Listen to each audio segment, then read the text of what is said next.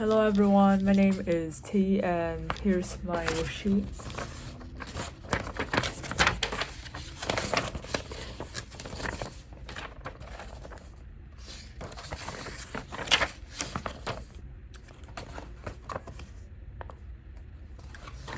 So starting with chapter with like brief notes and outlines about what happens. Chapter 28 is the coup and how Gilead gradually takes away women's rights and set the norms for that. So like set the norms for like the totalitarian and patriarchy regime. And chapter 29, the next meeting with the commander, where she learns about the meaning of the Latin phrase and what happened to the former handmaid. Chapter 30. Alfred recalled the night before her family's failed escape, on which Luke killed her cat. And chapter 31, Afghan reveals the resistant password is Mayday. And Serena Joy suggests that Alfred gets pregnant by Nick in exchange for a photo of her daughter. Chapter 32, Alfred takes a match from Rita, and the commander justifies inequality and the existence of the Republic of Gilead, saying that it is better for everyone, as there are sacrifices for the cruelty of the regime.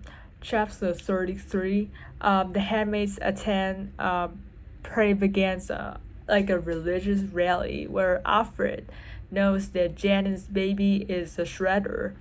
And chapter 34, Pravaganza continues with a mass wedding. And the commander argues that Gilead provides like nature's norm, and it helps with man's dignity, and Afghan uses Alfred.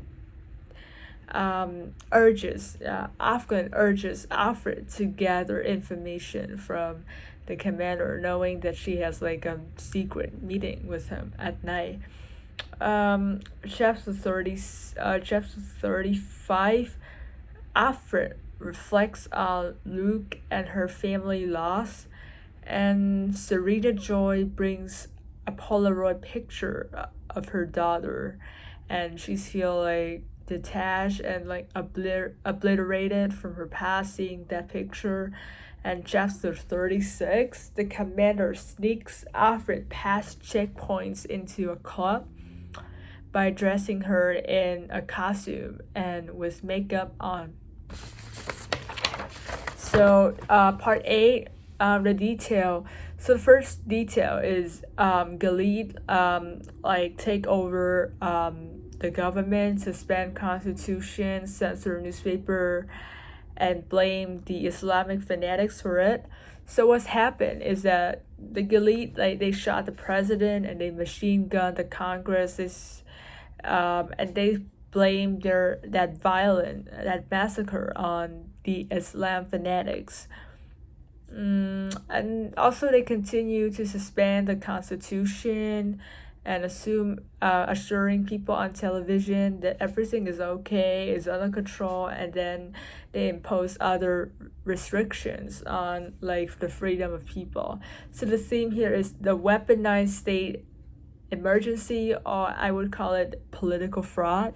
So they weaponize state emergency. They lie that the Islam fanatics caused that massacre, like to so there's two reasons. They want to prevent people from rioting, and also they want to use it as a justification to their like shutting down the government, like throwing away the laws and censoring the newspaper and blocking the road because they said it's for security purposes.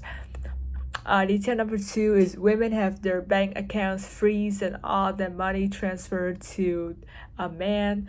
So Afra's card is so the context is Afra's card is rejected by the CompuCount when she makes the payment for her cigarette. Then she knows from Mora that like Mora's and her collective's accounts are also free. So theme is economic control and dependence. So men hold absolute power over women by a shift in economic balance, and where women no longer have the rights to hold property, so they cannot buy anything, even a small cigarette for themselves. And the third detail is Alfred and other women at her library office is fired by her employer. So the context is that the director ran to the office to announce that they are fired without any reason, and Alfred see gunmen in a corridor. So the theme is also economic control and independence. So like if we consider like freezing the bank accounts as the first step, taking the job away is like the second step in imposing economic dependence on them. And that makes women feel inferior to their husbands because the power dynamics change and they don't no longer have like financial freedom. And this can also be seen as dehumanization because they lost like a basic right of human rights of like possessing properties. And the last detail is Alfred feels that we're not each other anymore, but instead I am his. So the context is that while Luke shows that he's always supporting her, always by her side, Alfred realizes that the power dynamics have shifted to his side where she feels inferior to him. And he's kind of indifferent to that. He doesn't care much about that. So the theme, there's a lot of theme, like it can be inequality, patriarchy, complicity, and power dynamism and balance. So Alfred cannot view Luke as an equal love partner anymore, but rather as her master. Like now she's like his possession, and he's like her master. Noting because like all the money is transferred to his, and he doesn't lose anything, but she loses all of her money, her job, and her identity too, because there's a part that she felt like her legs are cut off, but he doesn't care much about that shift because he's not affected. So that can be also seen as a complicity. Part B. So the commander has a statement that says, better never means better for everyone. It always means worse for some. So for me, the statement is used to manipulate Alfred that they are like heading to a better society for everyone where sacrifices needed to be made. So sacrifices in parentheses here is like cruelty to the handmaids and restriction of people's freedom. So they are like gaslighting that they have to be cruel to them in order to foster a better society.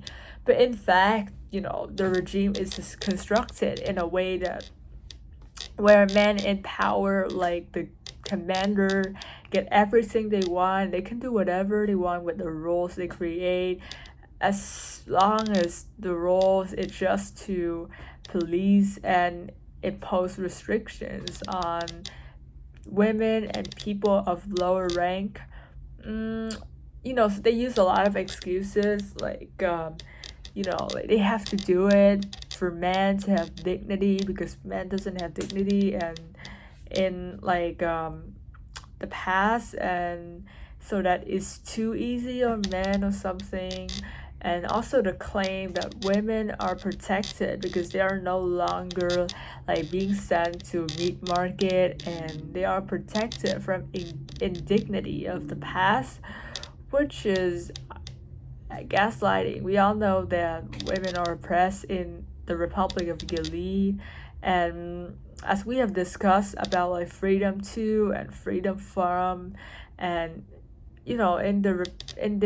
in the present, it just restrain women's right to make decisions and live happily at their own will. And for the benefit of men in power, we can see that even like women with high rank, like the wives, they're not happy and their life are for no purposes.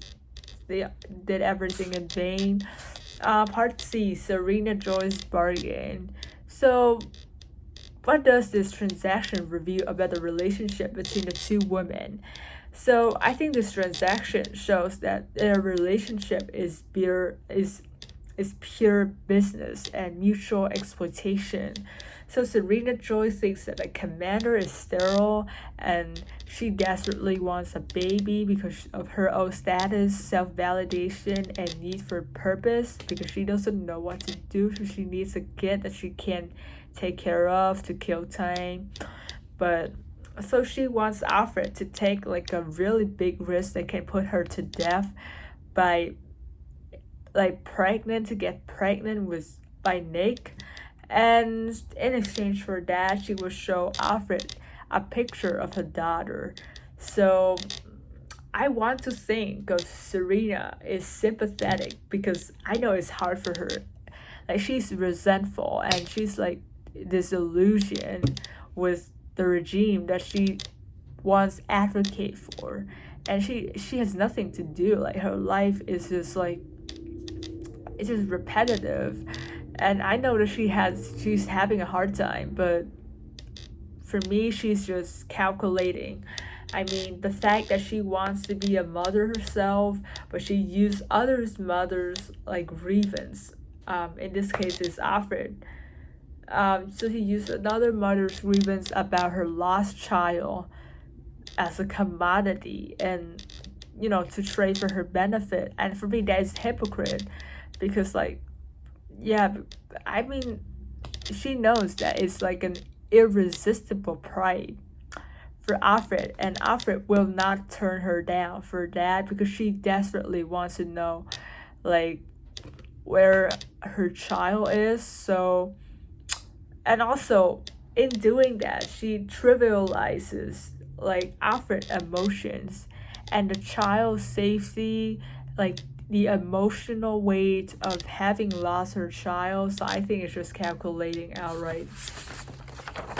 And parts so the picture is a gift because it ends her Alfred's ambiguity of whether her daughter is alive or not.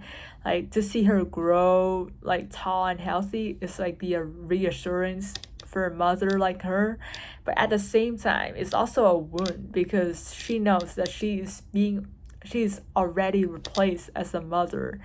Like she realized that her daughter like thinks that she no longer exists, and she cannot meet her daughter or spend time with her daughter again. So I mean she's helpless right now. And so Gilead has taken from Alfred like the state of the role of a mother, like the state of motherhood and memories, because the regime, I think, is likely they is likely to tell her daughter that she's gone, like what they did with Alfred about her mother, about Luke and her daughter. So her daughter may have forgotten her, and she no longer think about her anymore. And it also kills the hope of Alfred and her memory of the past. Like she no longer like has the hope of reuniting with her with her daughter, knowing that she has forgotten her. And motherhood right now is not what it is in the past. Now it's like a commodity in a trade of power, status, and benefit. So the dress and the mirror. So part D. So I think Atwood is showing us that Alfred's identity is fragmented, like years of being treated as a reproductive object, like a two-leg wand has broken her ability to see herself as a coherent individual.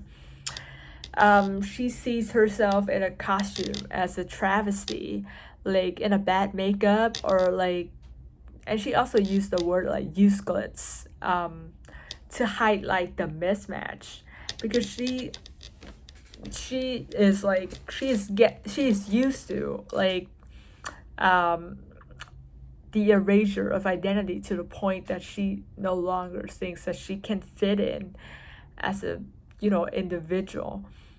And and I think it's fair because like they are not allowed to see their whole body in the mirror like earlier earlier in like the story. Like they have their face like covered by the white um wings, and so they cannot have like a full view of their body. So, and also I think she views herself like a paper person, like an object whose appearance is determined by the whims of men, because like she's put on that clothes because of you know the commanders want her to wear that, and she has to go in there like to satisfy the whim of the commander. So but I still think that there like the desire to dress up, like to wear makeup on and return to her former self where she can um dress whatever she wants. Like she feels like the thrill of rebellion and naughtiness towards the indoctrination of the aunts at the rest center. Like it's like a small act of subverting the regime. Like she's like forbidden from wearing those clothes because those clothes at the present you know is regarded as immodest or like is immodest or inappropriate. So for her, like this is like a thrill. Like she breaks the law again. And also I think this is also like a return of sensation because she feels like nothing. She feels empty by always wearing the handmaid's clothes. And there's always that insatiable desire in her to look like the models on the magazine that the commander gives her. She wants to have to dress more like very like she wants to dress more like various and to dress various clothes. So yeah. The theme I choose is how to tell libertarianism takes hold. So I think Atwood develops this theme by a systematic and strategic combination of sudden violent takeover, political fraud to calm down people, gradual disposal of like norms and rights like the media, roadblocks, and increased military control and economic control, or we can say disenfranchisement and dependence, erasure of identity. So, first of all, they killed the president and then machine gun the Congress to create a state of emergency. So because they blame it on the Islamic fanatics, just for justification, and so they can gradually impose like strict regulations out of people's panic because they take advantage of people's panic. They say that if we do this, we will protect you. So they can basically like take away the humans' right. Like they just suspend the constitution. They censor the newspaper, and they appear on the television and assure people that everything is under control because they don't want people to know that the military outside is like a different one, and they don't want people to know that it's a coup. They just to prevent people from like rebelling and rioting. So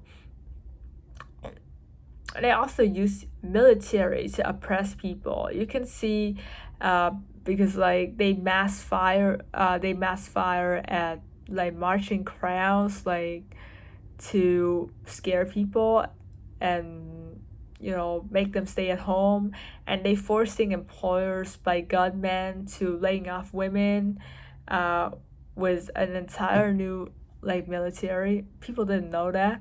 And finally, they deprive women of basic rights like start economic rights and financial freedom by freezing their account, like transferring all the money to their like nearest man of kin, and ultimately taking their job. So, you know, it's like a gradual process. It's like a systematic process of taking away women and people like rights. mm, Eventually they will erase all people's identity, and like turn every strange thing, the things that make people panic at first, into like normalcy, so that people get used to it and they don't question it anymore. So one thing that surprised me in this section is, the club. I know that the commander is hypocritical and willing to break the law, but his offer to take Alfred out is shocking. And also, I, the encounter of Alfred and Mora at that club, and what happened to Mora after, like how brave she was, how determined she was, and how indifferent she is after like being, suppressed by the laws. It's shocking. And one question is that, how will Alfred collect information for Afghan from the commander, and will she be punished by doing that? Is my question. Thank you for listening.